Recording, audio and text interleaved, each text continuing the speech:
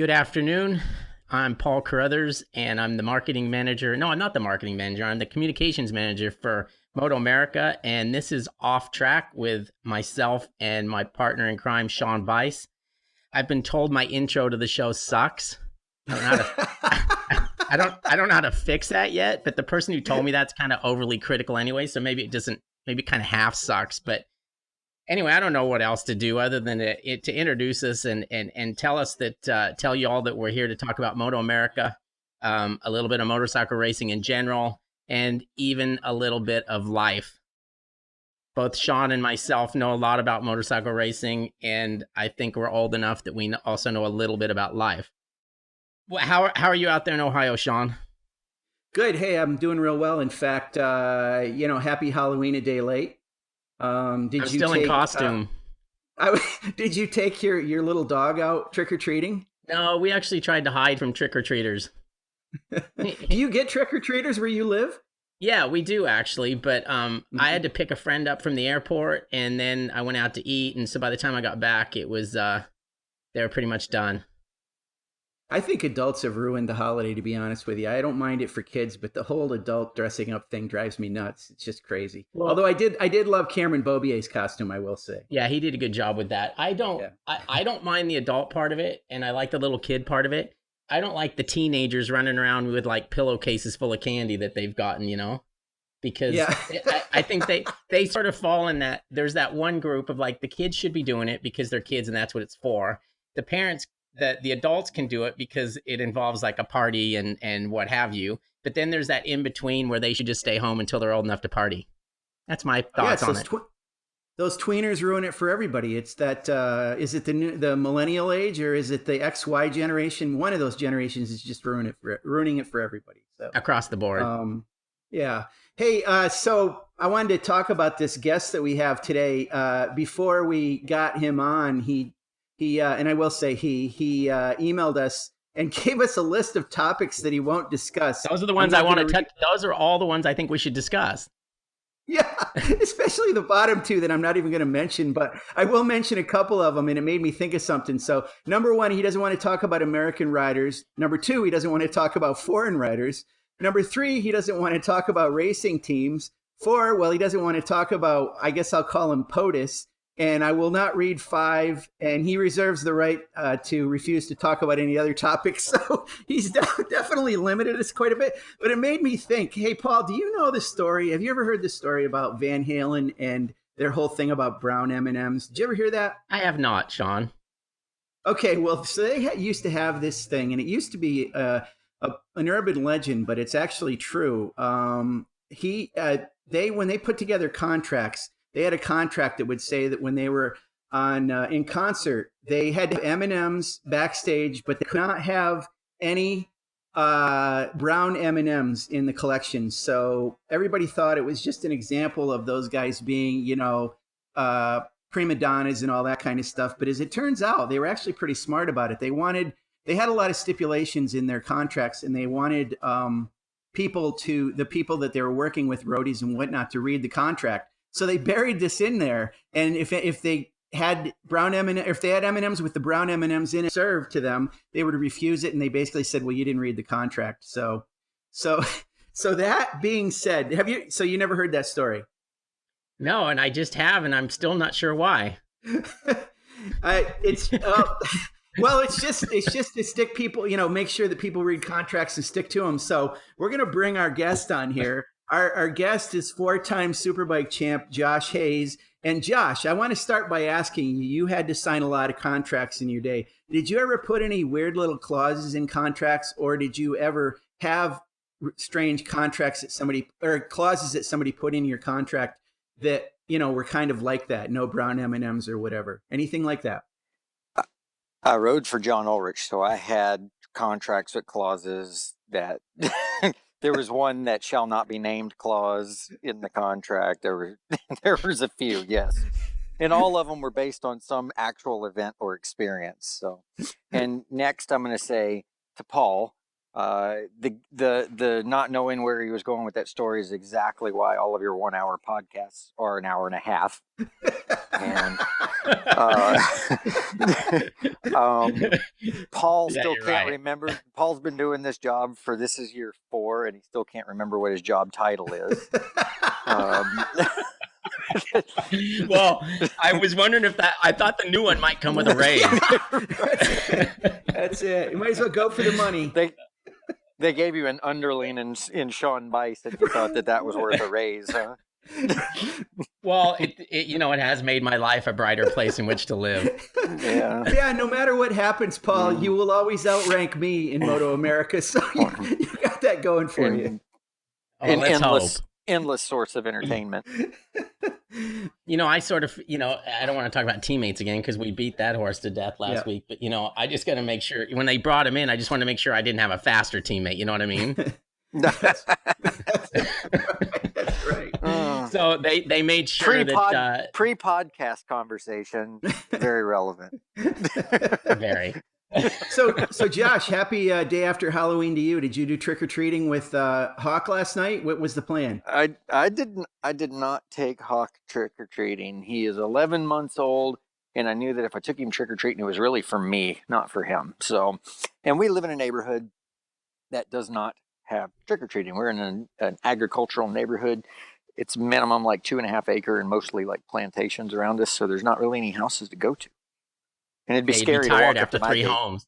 Yeah, it'd be scary to walk up to my gate at night. I wouldn't recommend it to anybody. Plus, every time I check in with you, something's on fire around your area, so that's not good for trick-or-treaters either. Hey. You don't have to go there. You don't have to go there. It doesn't happen that often. Man, you know what? No matter where you live, there's something. I used to get picked on about hurricanes. Now I get picked on about earthquakes and fires. Like everywhere you go, there's something. And all it's doing here...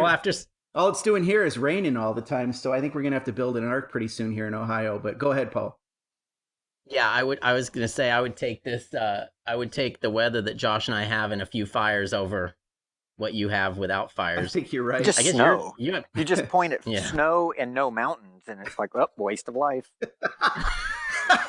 Must be for Bice. Waste of life. All there is fucking satellite TV. I don't really know why I live here, to be honest with you guys. I moved here about 20 years ago. One of the reasons was because the AMA... You moved there on purpose? Yeah, I grew up in New York State, lived in New Hampshire about 15 years, and moved to Ohio for an ad agency job. But one of the reasons I took it was because the AMA is here. Well, and Mid-Ohio isn't too far away, but Josh made it so we don't go there anymore. So, that's Josh just... made it. Why did you want to be by the AMA? And I mean that in, very in a nice way. Question. I have no idea. I just figured, hey, these people, the state of Ohio must love motorcyclists. So, this job came up and I thought, it's in Columbus. I'll go there. Doesn't Ohio have like the highest number of motorcycle street license per capita in the country or something? Excellent, Josh. Yes, that's exactly right. It is. I always said it's a friendly motorcycle state. Or per household. That's very good. Yeah, that's better than the brown M&Ms. So nice job. But I was always blown away because you go there, Indiana, and being so safety conscious with racing. Every time I was driving down the street, it was amazing to me how much it stood out when you saw somebody not wearing a helmet on the highway on a motorcycle. I'd be like, whoa! Oh yeah, it's legal here. Sorry. Yep, no helmet law here. It's pretty odd. Well, they just because they have the most license, it doesn't mean they have the most that are still alive. Ouch. Ouch. Yeah, very true. But we're not doing much motorcycling these days because of the crappy weather. So hopefully it's going to change pretty soon. But yours stay in the bubble, don't they? Yeah, I got a couple of them in a bubble. Yep, they're garage queens. My first bike and my little YSR 50 that's got 100 miles on it. That one of Josh's old crew members, Steve Rounds, swears he wants when I decide to get rid of it, but I probably won't give it to him. I rode one to high school, right? You had one in high school? I rode one to high school, yeah. A YSR 50? Did you get your knee down? Yeah, I bought one from one of the Air Force guys in Biloxi, Mississippi, and I would ride it. My grandmother lived across the street from the high school, so I'd ride it to my grandmother's house and park it there. I remember one morning I pulled up to the busiest intersection on the way to school, which meant there was a stoplight there. But it was like the main drag in town right there. And I remember pulling up to the stoplight, and the loop on my shoelace had gotten wrapped around the shifter. Oh, no. And I went to put my foot out and fell over on a YSR 50 in the middle of the intersection. Sitting there waiting for the light. Pretty embarrassing. Okay, you got to answer me this. Was like riding a YSR 50 to high school in Mississippi, was that a cool thing or not cool? No, I'm sure it wasn't. Okay. I was, but that being said, I was kind of like, I was invisible in school anyway. I was so shy. I bet 10 people remember they went to high school with me. So. Right. Why was that? I was just a shy, quiet kid, and I had gone to private school for elementary school. So then when I went and it was time to go to middle school, my parents couldn't afford to keep me and my little brother in private school anymore. So I moved to public high school, and only 2 kids I knew from school went there. So, I basically started over and didn't know anybody in school, and I was so shy. I actually remember in 7th grade, the first time I tried to have a conversation with one of the girls that I thought was pretty in school, and I had a couple classes with her and stuff. And the first time I'd ever been to a pep rally or anything like that, I'm sitting in the stands in the bleachers next to her, and I just said, "Oh, you don't talk very much, do you?" or something real awkwardly. And she said to me, "Just not to you." So I didn't talk to a girl again. Until after I graduated. Yeah, the next girl he talked to was Melissa. Right, and she rides a motorcycle. Tabitha, my first girlfriend after high school. Yeah, that would have been a deal breaker for me too for a few decades if some girl had said that to me too. Yeah, basically. Hey, Sean, I got to ask. Hell, the only reation Go ahead. I was going to say the only reason motorcycle racing worked for me was because I wore a helmet. You know what I mean? Like I was hidden. Like no one could see me, talk to me, make fun of me because I was in my own little world doing my own thing. I think that's one of the reasons why motorcycle racing was so good for me. So I got to ask Sean. Sean, were you a shy kid in high school too? No, I really wasn't. I went to a pretty small school in northern New York. It was a central school, K through 12, and we had the largest graduating class ever in the history of that school to this day, and it was 78 kids. So you couldn't really be shy. I mean, we still had some cliques here and there, but there weren't a lot of kids. So no, I mean, I was actually, speaking of when Josh talked about riding his YSR 50, I used to ride my RD 350 to school, and that was, I didn't get made fun of for that too much. Actually, it was okay. So but I couldn't turn it into a racing career, and Josh did. So there's the big. So did you graduate in the top? Did you graduate in the top 70 of your class? No, I just have to ask. Okay. Well, the reason I asked about if you were shy because you like to talk a lot, and Josh likes to talk a lot. So I thought maybe you'd also saved up all the talking you didn't do in high school and now put that on us for the rest of our lives. No, I've been like this my whole life, but Josh did have a transformation. He definitely did. I mean, now look, he's a well-spoken, popular motorcycle racer, 4-time champion, lays around in dollar bills.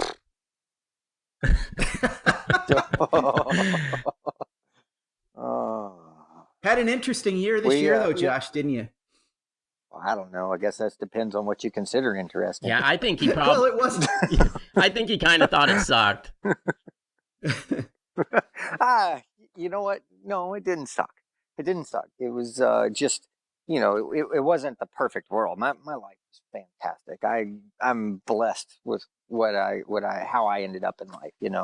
It's just not going the way I wanted it to go. That's not the end of the world. How often do people actually get that to happen? So I got 2 decades of racing motorcycles for a living. What do I really have to complain about at the end of the day? So I would have liked to have kept riding. I think I still had some things to offer there, but I liked seeing and actually getting to talk to my wife during the race weekends a little. I liked getting to see her ride some. I enjoyed helping Corey Ventura and several other of the Junior Cup kids. I got to have a little bit different relationship with a few of the racers in the paddock, like Cameron. He talked to me a little bit more, seeing as how we were not competitors. I think he had a little bit of an easier time talking to me.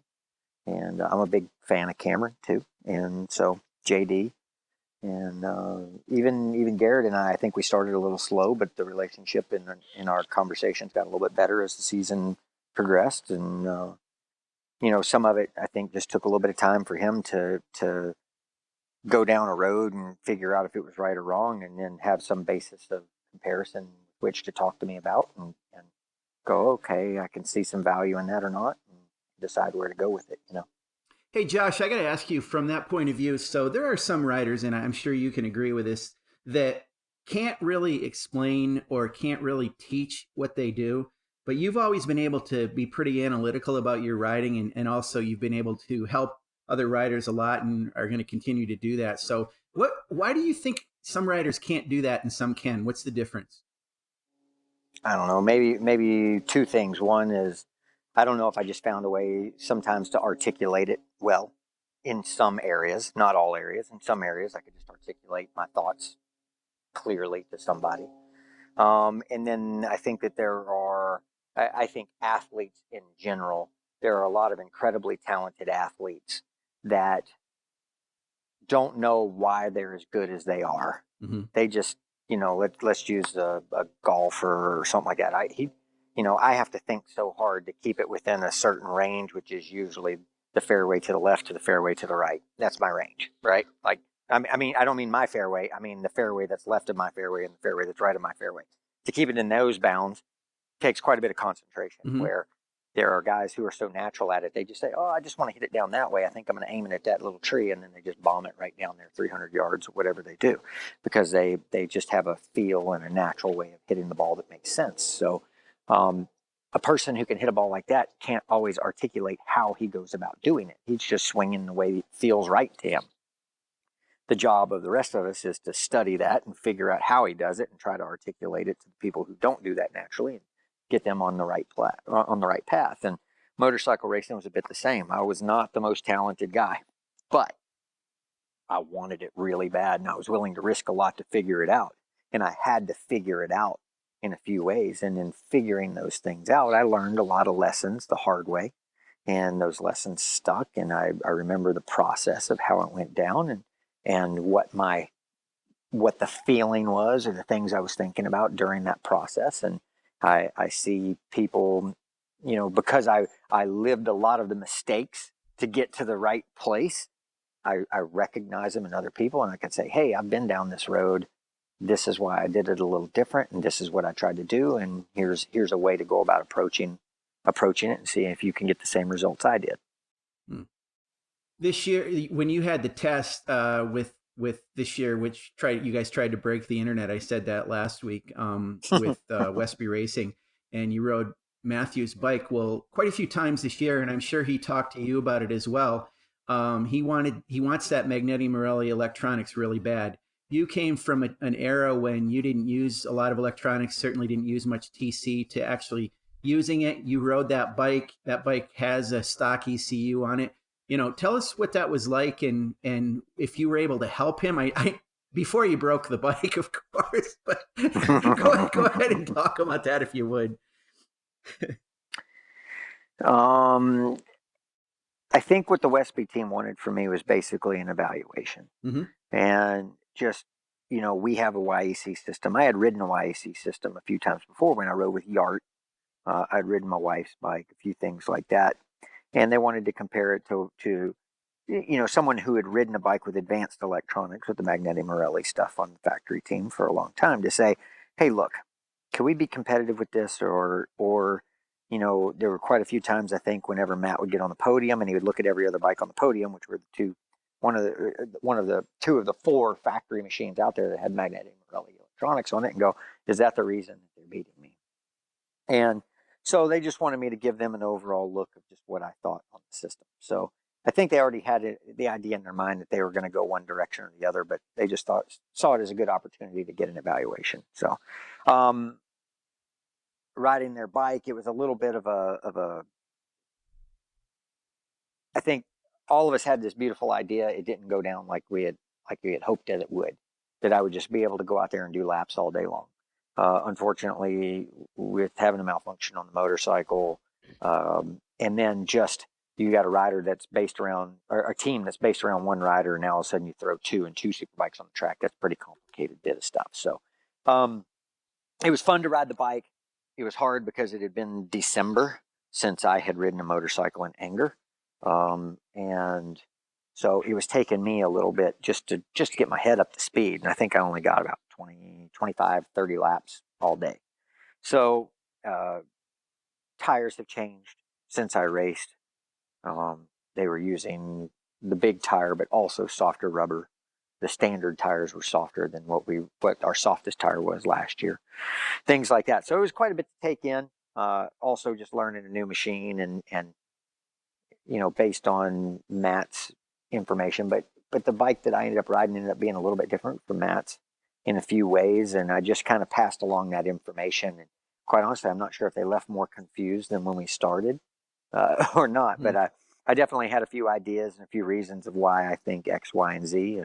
And honestly, all I did was pass along some information, and time will tell, what they do with that information. I think they would like for me to give them another opportunity to ride the bike and get to a little more detail to what we had talked about, which takes time.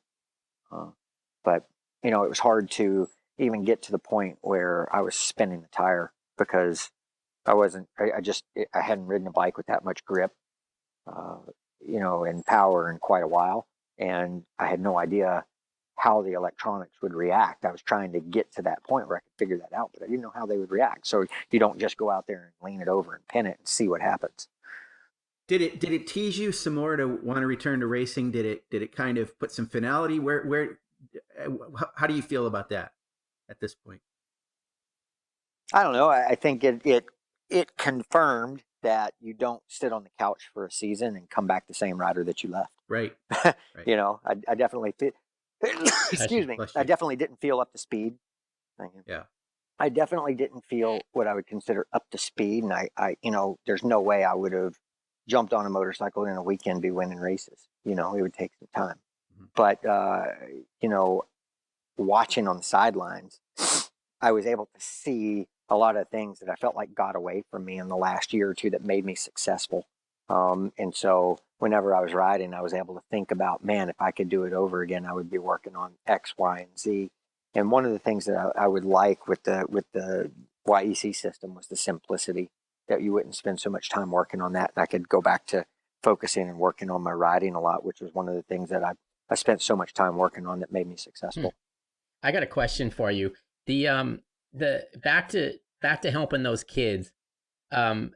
When you were coming up, and I still remember, I can't remember if it was Supersport or 750 Super Stock that you won Daytona, that kind of put you on the map. At least somebody like me who had heard of you a little bit actually was like, wow, this guy's somebody to watch. Did you have anybody that was helping you at all, or were you just figuring it out on your own?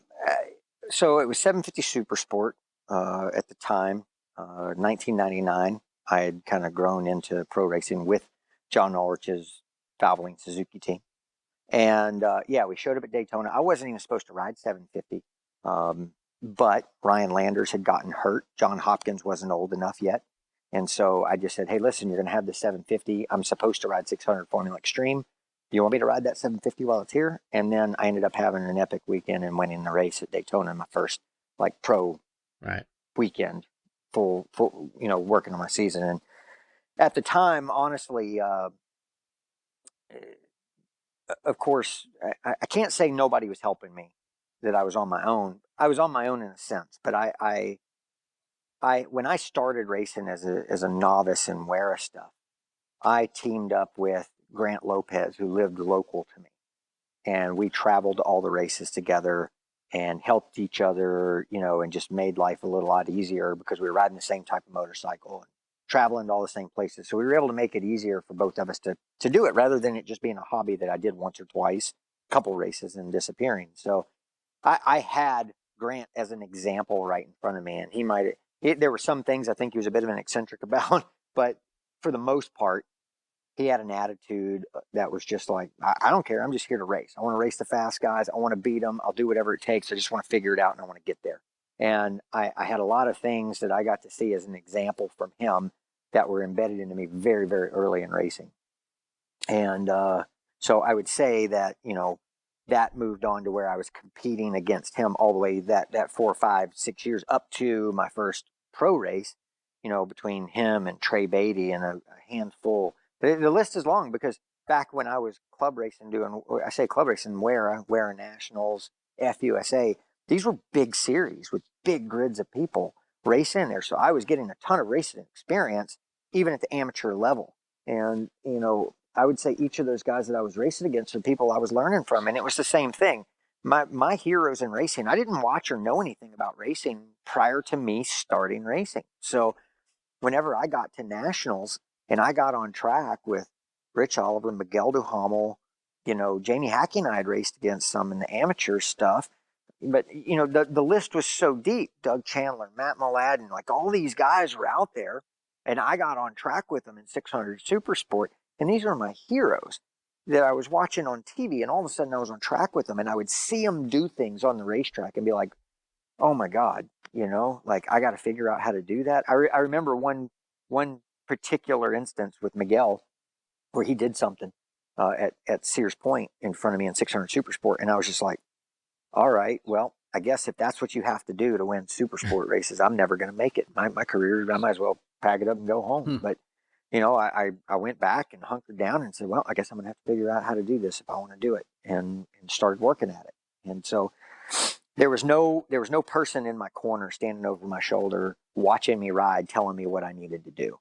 That really didn't exist whenever I started racing. Everybody was out kind of figuring it out on their own.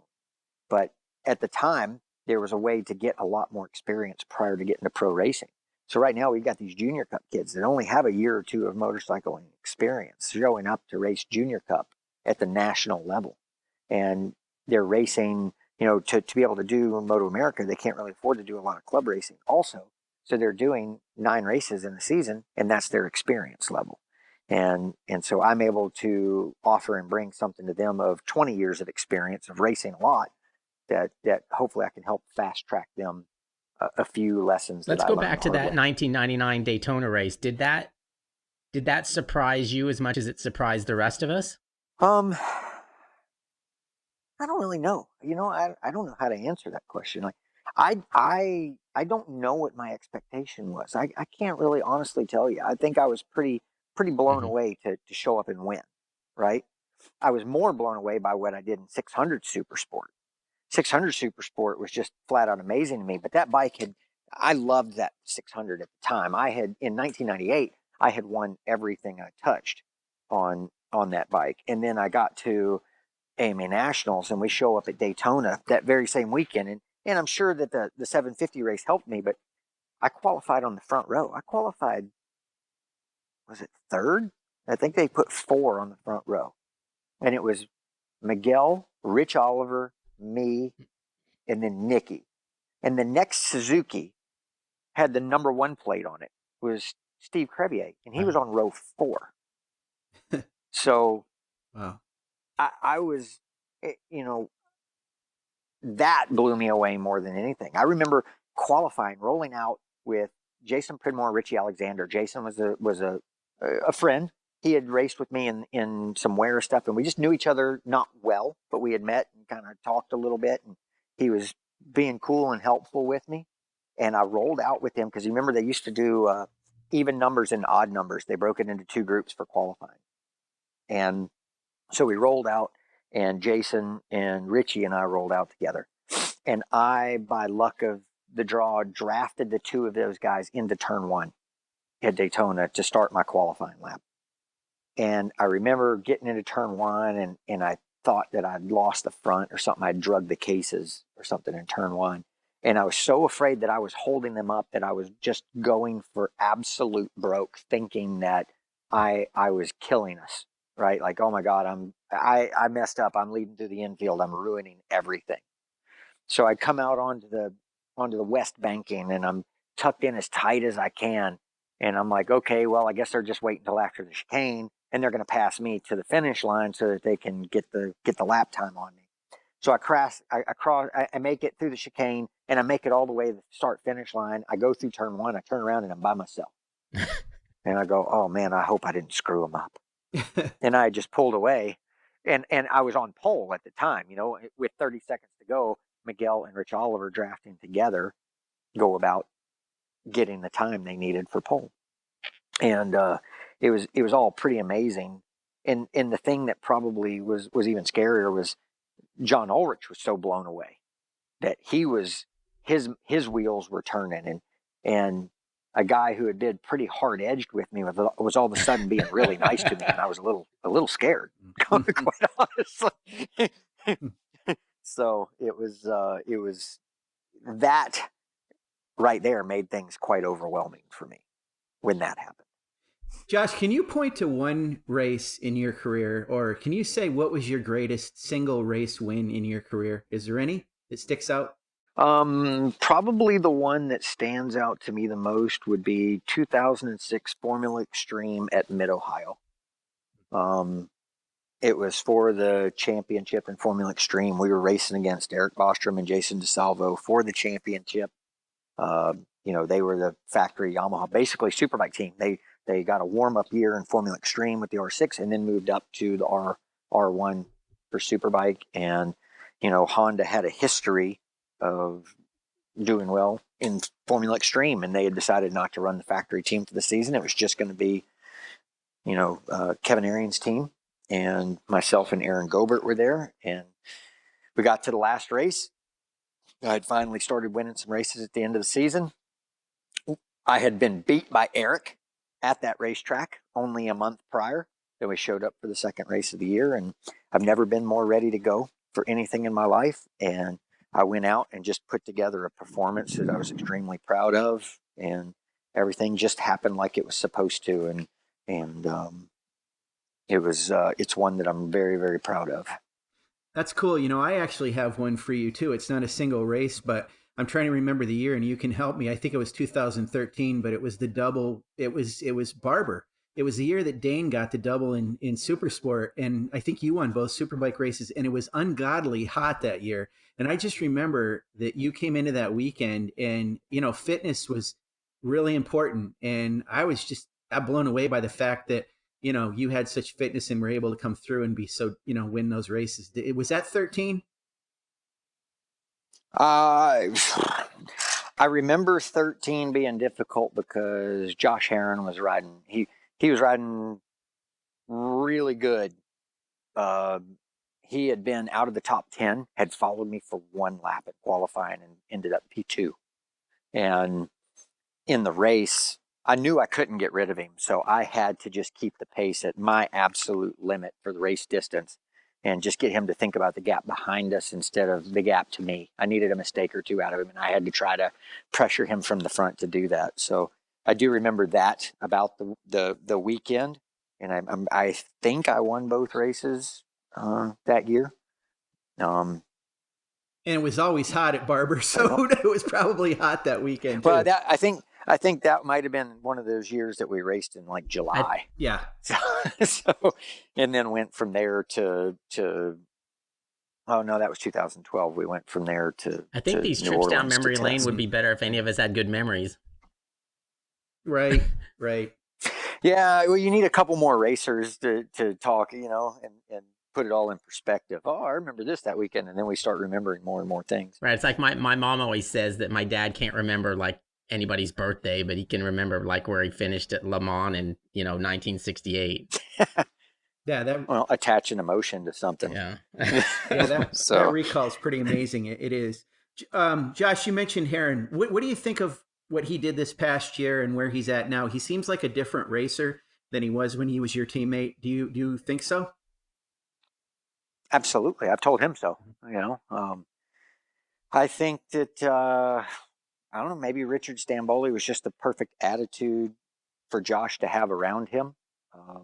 What I saw him do as far as just doing his own work is what I talked to him about as far back as 2012, when we were teammates back then. And I was like, listen, man, like I'll help you do all these things, but you got to do the work. You can't just follow people around because you're putting all this pressure on you to just pip them at the end to win. And it's no way to win a championship. If you want to be the guy that wins things and controls things, you got to be able to do it on your own. I don't think he understood too much. I remember being at that test at New Orleans and him telling me, man, I'm trying to do this and I just can't find the lap time. And we talked about brake markers and all these different things. And he was just like, man, I hadn't had to think about racing like this before. You know, it was a new concept for him, and he struggled with it. And it took quite a few years. And I think that here recently he has definitely grown up. His confidence in his ability to ride the motorcycle is unquestioned. And now it's a matter of maybe Richard just giving him a job to do on the motorcycle, or whatever it may have been. Their relationship seems to have been what has sparked him to go out and do these things. And now we see him doing some pretty amazing things. And I've been really pleased to see him do what he's doing on racetrack. What do you think he's going to end up doing? What do you think he's going to end up doing next year? I don't know. I don't know what we're going to see him do. You know, I mean, I hear that he's in for the Yosh ride.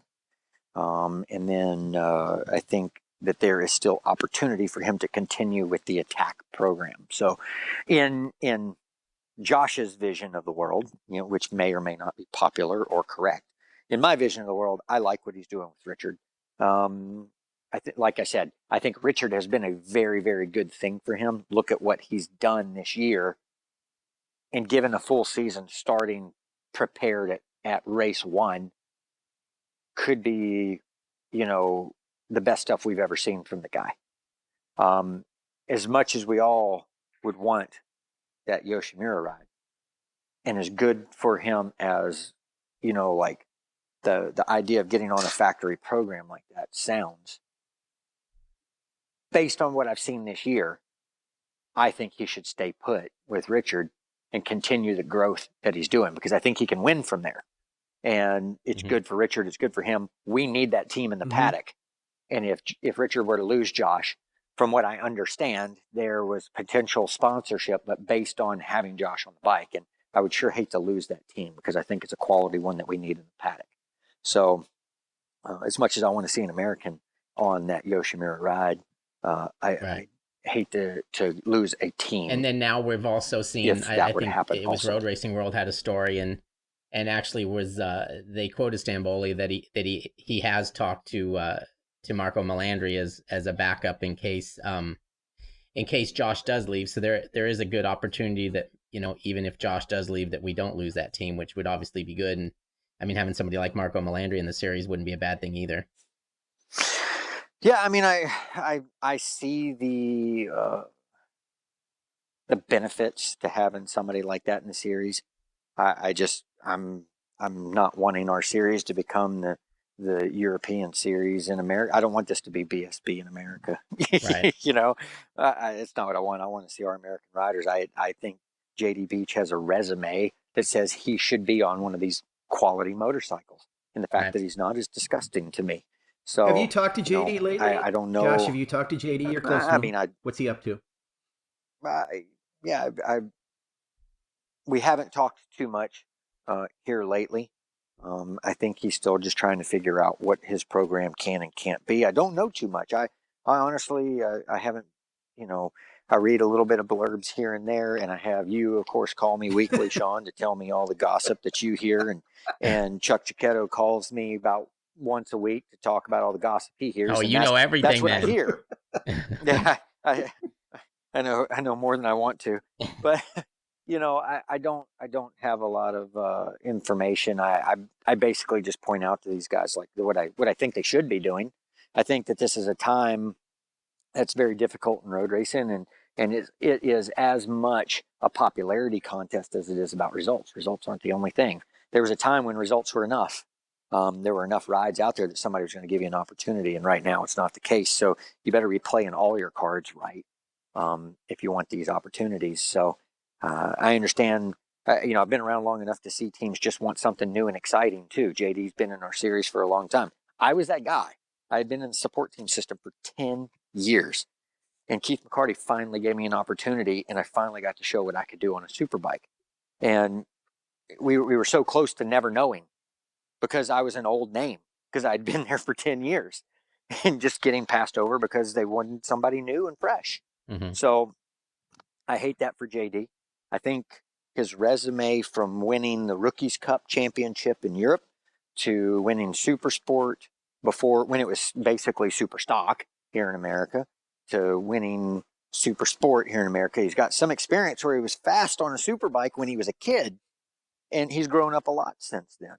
And he's a winner on a dirt track. He's one of the most adaptable and lovable guys we have on in the paddock. And in my opinion, he would be my number one choice for the Yoshimura ride, but that's not my decision. Massive work ethic on that guy too, right?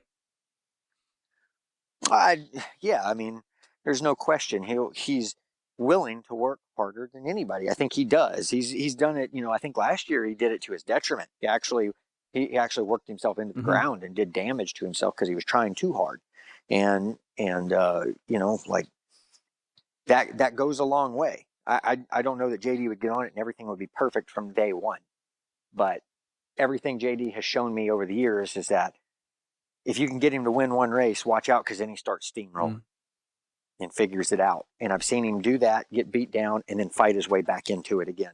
And being able to do that is very valuable.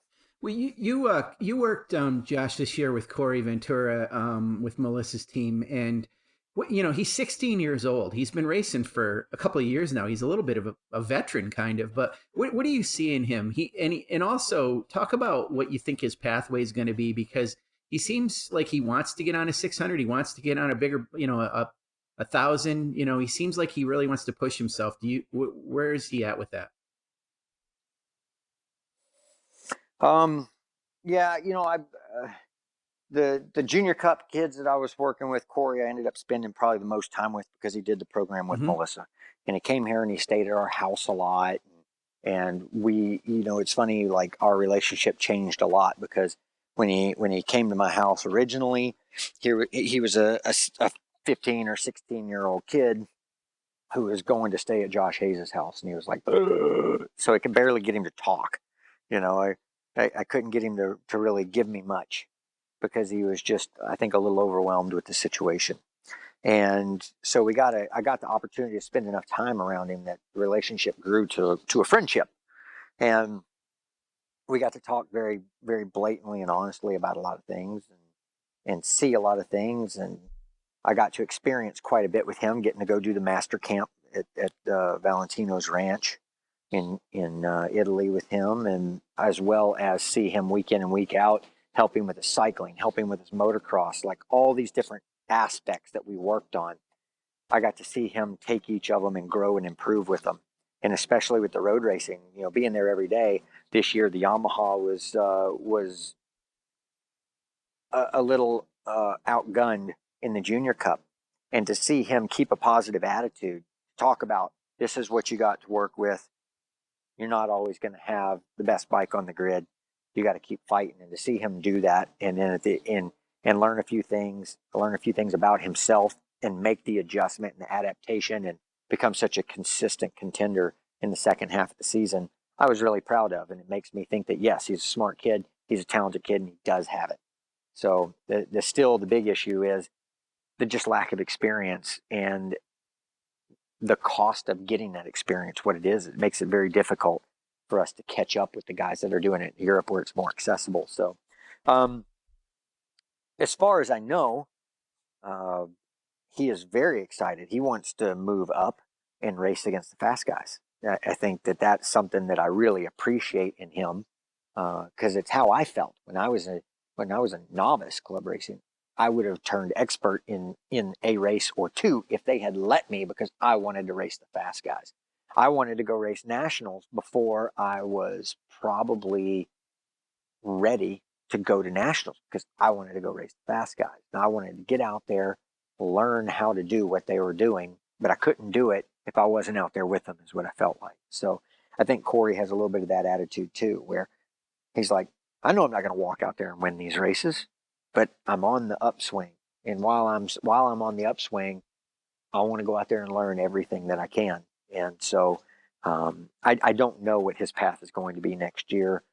There's a lot of things and talking, things up in the air. He's limited in a few areas, and has potential in others, and all of it is kind of above my pay grade on where it all ends up and gets talked about. So I kind of gotta. It's all just talk at this point. So I know he's working on having a good program next year, and we'll have to wait and see what plays out. Yeah, I talked to him earlier this week, and we talked a little bit about Supersport, and he said that about he wants to ride a bigger bike, and he even said, if I get a top 10 in Supersport, then I'm amongst the fastest guys in that group. So that's what he wants. That's at least what he said he wants to do. He's a scrapper. I mean, I think that this year it's so hard to look beyond right now, right? And so when we rolled out and the Kawasaki 400 and that KTM 390 were so fast, and the guys just were getting pummeled in those early races, it would be easy to just give up the fight and be like, well, I'm just going to see where I place here and there, and because we're outgunned. But I never saw him do that.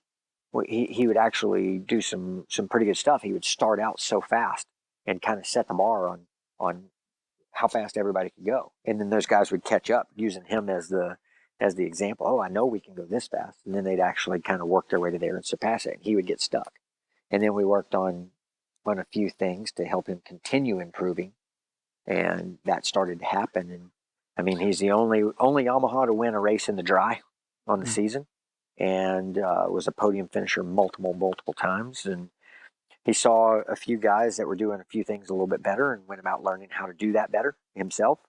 Jay Newton was quite the scrapper this year, I think, on a Yamaha. Saw some good things from him, and I said, hey, man, Jay's riding well, and he's fighting against those guys well. And if you don't start learning how to race against these guys better, that guy's going to beat you to the first win. And that was really motivating for him. And he started. We talked about how to watch Moto3 races and World Supersport 300 races, what to look for, and how to have a game plan. And then he was going to have to figure out how to apply it on the racetrack. And I saw him actually just go out and do it. He did his homework.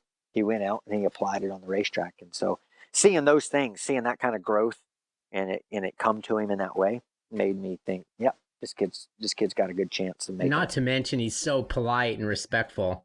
I mean, I have a story. Seriously, when I have a story I have to tell about him, because it pretty much sums up the way he was obviously raised and the way that he is.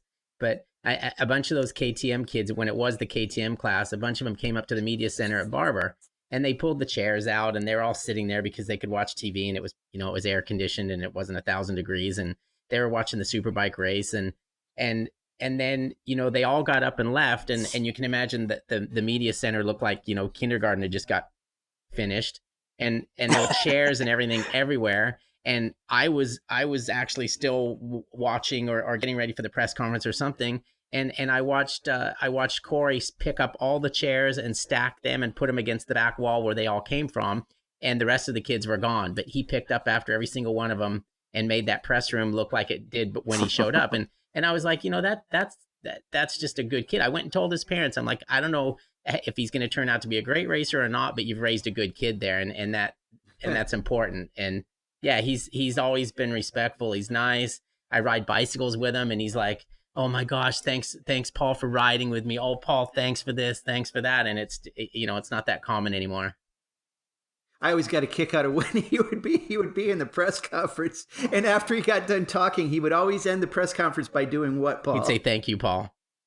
It was so good. Yeah, I mean, nobody does that, so it was kind of nice. But yeah, I'm hoping the best for him, and I think it's a refreshing attitude from these kids that they want to move up, and they want to like you did when you were young, and the Haydens and almost anybody that's been successful has had to have that drive that they want to race the best, and they're going to get their butts kicked for a while, but they're going to learn and move on, and that's the only way they're going to get better. They're not going to get better by just staying in Junior Cup forever. So it's good to hear that he's that he wants to make that next step. Corey's been pretty funny. One thing is good that I really like about Corey and this younger generation of people is he picks up on social cues, and a lot of these kids I don't think always pick up on all the social cues. And so with him being around Melissa and I and the group, we all treat him like a little brother. We beat up on him a little bit, but we have a lot of fun. but he gets to hear us kind of behind the scenes, you know, talking and critiquing everybody and all the things that everybody does, but we don't like to say that we do, you know? And so it's funny to all the things that we make fun of on people's interviews and this and that he will pick up those things and then he'll go about throwing something in his interview to make sure that we see it. And it's almost like a little bit of being the class clown, and he's growing in confidence in doing it, you know? We've always made, you know, he's really close to Cameron Bobier too, and we always make fun of Cameron. I actually had a bet with Greg White at the banquet on if he interviewed him, how he would start the interview, you know, because he always asked Cameron a question in the press room on the podium. And he's always like, yeah, totally. And then he gives you the answer every time. I never caught that. I used to make fun of him so bad. Oh my God. I used to make fun of him so bad because every time we had to get together for Yamaha and do things and they'd ask questions, he'd be like, yeah, totally. So Cameron, you had a really good season this year. Like, tell us about it. Yeah, totally. It was great, man. Let me tell you. And then he would talk. And I just, God, I ribbed him constantly about it. So Corey started throwing some little things in like that. You know, Cameron's always like, hats off to my crew. He says it every weekend. Hats off to my crew. They did a great job. And Melissa was kind of having a laugh one day. She's like, you can't say hats off to your crew and not take your hat off. So at Barber. Or be wearing one. At Barber, Corey's standing on the podium and he's like, hats off to my crew, and took his hat off whenever he did it and looked right at me. I was looking around. Melissa had been throwing up in the garbage can during the race and couldn't make the podium, so she missed it. But, you know, it was silly things like that, you know, he's picking up on and having fun with and learning. Actually, he's paying attention, listening and learning. Oh, okay. You know, if you keep doing this, you sound like a robot and people don't want to hear it. So you start having a game plan and coming up with better stuff. So I'm seeing him like grab the mic and want to talk and work on it and get more comfortable with it.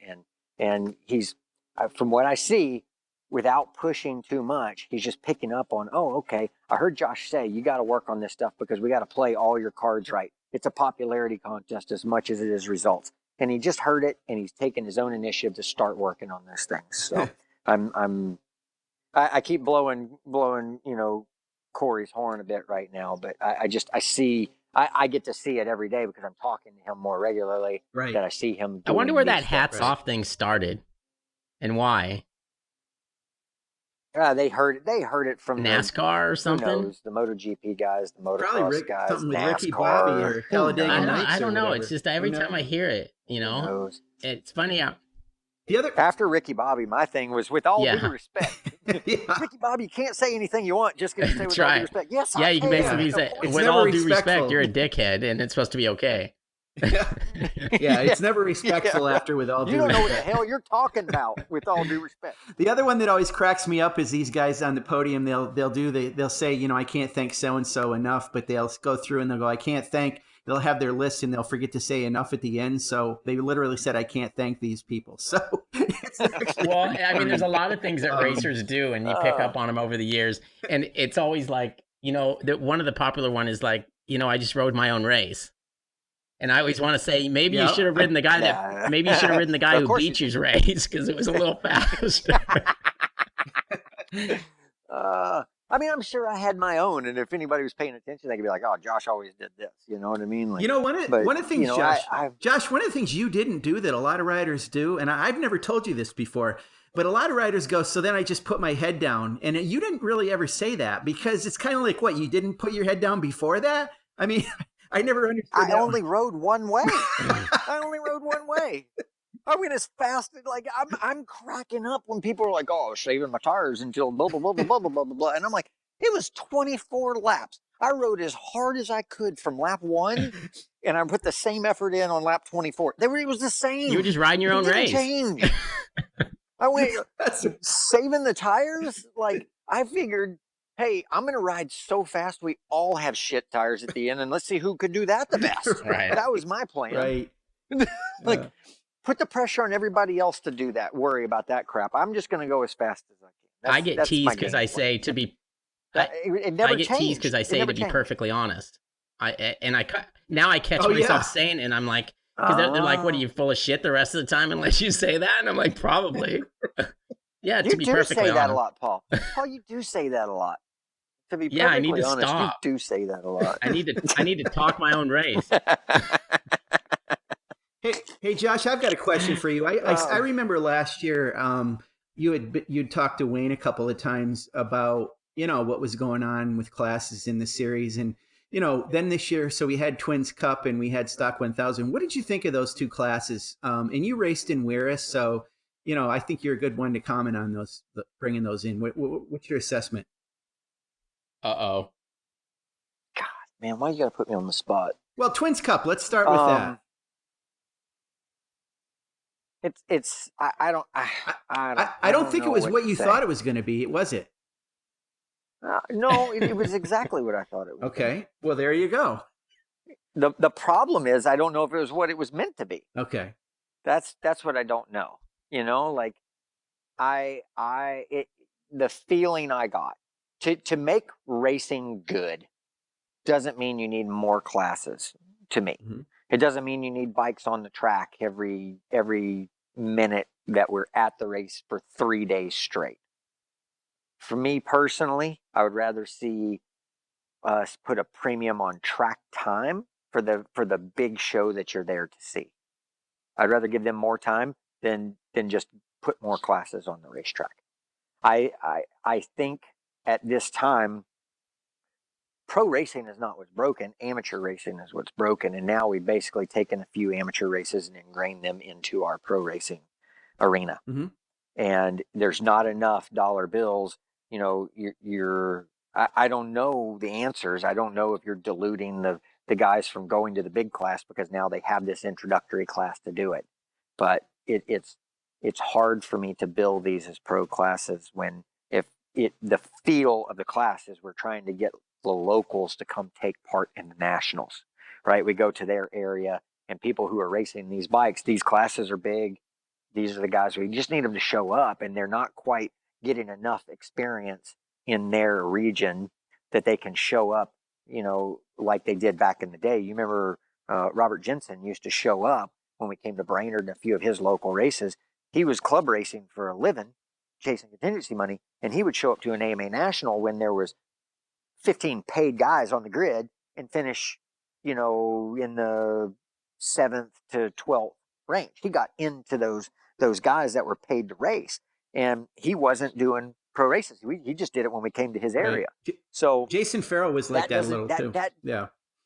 Yeah, that doesn't exist anymore. Right. Because the level is so much different. Those guys can't show up to a superbike race and get in with the paid guys. And because they don't have enough experience at their local stuff, they're not able to do enough racing, and race quality, the racing quality isn't high enough that they're just gaining the experience and building learning their craft to be able to go and bring that to a national and show what they can really do. So it's just a different time. And I think that I mean, I want everybody to be able to come and take part in a Moto America event that wants to take part in those events and in the series.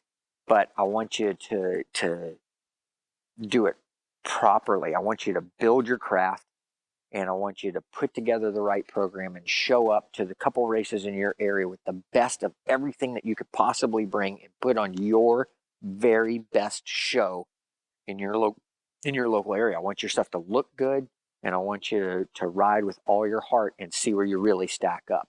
And then if you can do that well, you say, okay, I'm going to put the whole season together, and you show up and you don't show up with I'm going to play budget on tires. You're going to show up and you're going to buy the allotment of tires, and you're going to do it properly. You're going to get some help. You're going to do the right things to make it work. So maybe these classes are a good introduction of what it's going to take to go about doing that. But I think sometimes it's going to take a little time for classes to grow. I think we didn't have enough people do the entire series. We had people in their area come and do some races, but now that they see that they are the least expensive classes to do, based on only being on track a handful of times a weekend and the tire budget being considerably smaller. So hopefully we'll get a few more of them out there and experience it and go, man, okay, I know what I need to work on so that I can show up and do this on a more full-time gig, because we do need more quality racers that at all of these nationals.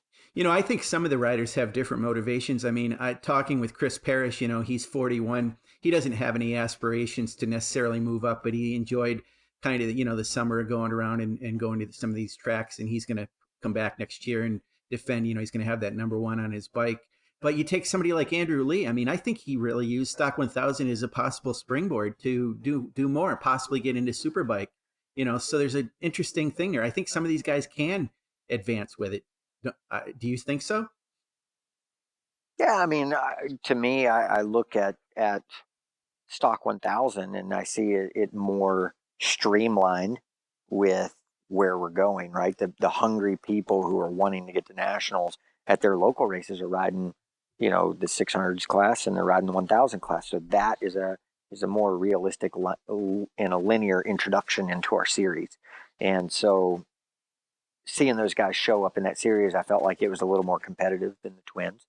On a couple more guys showed up for the entire series, and you got to see them learn and grow, and they had comparable bikes to them. I say comparable because a 1000 stock machine in this day and age is closer to a Superbike than it was back in the day, but they get to see like motorcycles on racetrack and the lap times, the sectors, and what they're doing, and see where they can build and grow. So it just seems like a little more of a streamlined thing with the Stock 1000 class. All right, I got a question for you, Josh. Without asking you what you're going to do next year, because I'm not sure what if Josh Hayes could do whatever Josh Hayes wanted to do next year, what would that be? Of course, I'd be racing a motorcycle. Supercross, right? Yeah, sure. Yeah, no, JD and I tried that last year. Didn't go. Yeah, well. I remember that.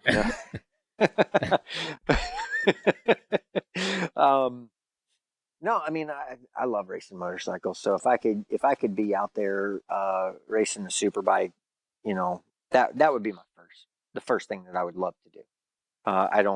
Unfortunately, it's just not that realistic. And if the right people got behind it, man, I would fight hard for it, and I would go out there and ride the best that I could. I don't know how it would go because I don't know that I'm the same guy that got off of a motorcycle a couple of years ago. I have some ideas on what I could do to improve a few areas, but like I said, you don't go sit at home for a year and then come back. I remember when everybody was all excited, like Ben Spies was talking about coming back. I don't care what you say. A guy doesn't go sit at home for 4 years and come back the same guy that he left. It just doesn't work that way. So, but that would be a lot of fun, whatever else might happen, I don't have any idea, like I can't imagine not being at the racetrack. It's been a second home, an extended family for 25 years. And I want to be at the racetrack. I want to be a part of it in some way, shape, and form. And it's funny because for the first time in that many years, I don't know that I'm going to have a place there. So unfortunately, with Yamaha continuing to shrink, I think I'm going to be able to keep a good, tight relationship with Yamaha, but I don't know that I'm going to have a purpose for them at the racetrack, at least not throughout the entire series. I think at select events that they will have some use for me there. So I'm hoping that I can find some way, whether it be working with riders, working with BN Sports, working with Moto America, working with the team, anybody, I could find some way that I have a purpose to be there and be a part of the show, because it means a lot to me. Can you that type? The show does well. No, I'm not very We good don't type. need any more. You've seen my hands, right? I mean, if you can type decent, I'll give you Sean's job. I was going to say, I thought you were headed there. Oh, no, he can't. I peck at a keyboard. Hell, I could dictate. Yeah, we got enough. We got enough dictators. Yeah, he's a dictator, no doubt. Dictators. Yeah, he's got that Captain Hook little finger that isn't going to be able to go on a space bar anywhere. Oh my god, dude! I never learned how to type, and like my hands are terrible. I haven't opened my laptop up in really? a week and a half. So you haven't been. Well, you do. You know what? I've got to tell you. it might have been too little too late, but your social media was a little more on point this year than it was in years past. And I understand, you were focusing on racing and this and that, but I just had to get that little dig in there. But no, this year I was pretty impressed with it. Well, I get beat up a lot about my social media, but that being said, I'm just not like, I don't know how to explain it, man. All these people, like, who takes all these pictures for these people? I'm not surrounded by an entourage of people, and I'm not asking them to take my picture, and I don't stop to take pictures because I'm busy. Your wife's doing busier stuff. than you, and she does a good job with social media. I know. Well, she's a pro at it. I don't like putting my life out there for people. Yeah. It's mine. Right. It's all you've got. I don't need everybody to know what I'm eating for breakfast. Right. And when I do something fun and I do something that's worth talking about, I try to put it out there for people to get to see it. But, I'm pretty lucky. And if I just put up pictures of my life every day, I'm at the golf course today, I'm riding dirt bikes today, I'm riding my road bike today. I feel like I'm showing off. Yeah, I know. I know how lucky I am. I don't need to tell everybody else how lucky I am. I feel like, I don't know. I just do me a favor. That in some ways it doesn't feel right. That number 6 on the list of things we're not supposed to talk about. Don't do photos of that. Yeah, we don't want to see that. Nope. All right, guys, we're gonna wrap this thing up because I know Josh has his little boy there running around. And I think the nanny's going to have to leave soon, and he's going to have to take over, which worries me to no end. That for the kids' safety. Did we leave subjects? Did we leave subjects untouched? Do we need to do this again next week? Is that what you're telling me? Yeah, we'll. You're going to be our go-to guy when we can't get anybody else. Of course. Yeah, I think I'm gonna. What's going to happen is I'm going to do my own podcast. You guys are just going to be out of it. Will you invite us on ever? Or not? Yeah. Please have us as a guest. Yeah, please. absolutely. Okay, the one thing I got to do, maybe that's how I'll make a living. The one thing I got to do before we say goodbye, because I got in trouble because I haven't done it yet. But if you like what you hear, please subscribe on whatever method you're using it. If you don't like us, just go ahead and subscribe anyways, because it might keep us in a job. So I want to thank Josh Hayes for joining us today. He's been a good buddy of mine for a long time, and I'm old enough to actually have seen him race in the very beginning, which I'm not too proud of, but at least I'm not pushing up daisies yet. So, and Sean, again, nice having you. And we'll do this again next week. And like I said, Josh, you're more than welcome anytime. You've always got good things to say, and you've got a lot of knowledge. And I think sharing that knowledge with our listeners is a good thing. Yeah. Thanks for having me, guys. Good stuff for sure. Thanks, Josh. Thanks, Paul. All right, you guys have a good day. Take care. Bye.